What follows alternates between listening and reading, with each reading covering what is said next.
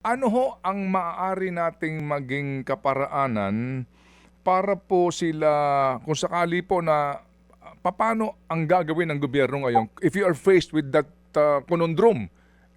Floodplain, naandun ang subdivision landslide prone, nandito yung tinayong pabahay ng NHA. Naandidiyan na yan, ano po ang pwedeng gawin ngayon ng mga LGUs dyan o national government? Ayan, magandang tanong yan. Subukan ko lang explain, Ted, kasi pinag-usapan din kahapon sa TWG ito.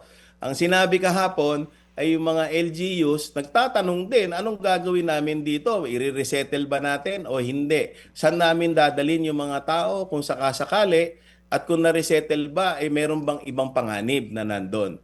Yan po ang kagandahan noong NOAA. No? Kasi yung NOAA, bukod sa tinutukoy niya yung mga flood, yung mga areas na mapanganib, yung mga hazardous areas, tinutukoy din niya kung saan yung pinakaligtas para doon mag-settle, doon mag-develop, para kahit dumating yung susunod na baha, ay ligtas yung mga tao. So paano po ba nangyayari yan?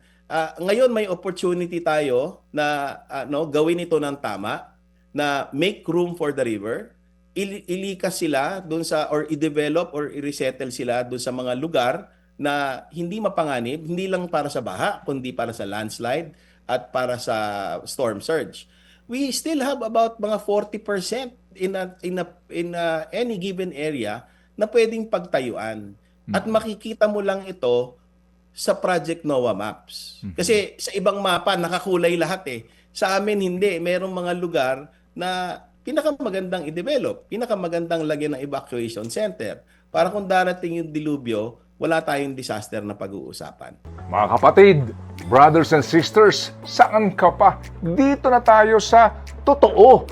Dito na tayo sa True FM. Mga kapatid, mag-subscribe and follow po kayo sa social media accounts ng True Network PH. Yan po kami, hanapin nyo lang True Network PH, Facebook, Instagram, YouTube, TikTok, and podcast.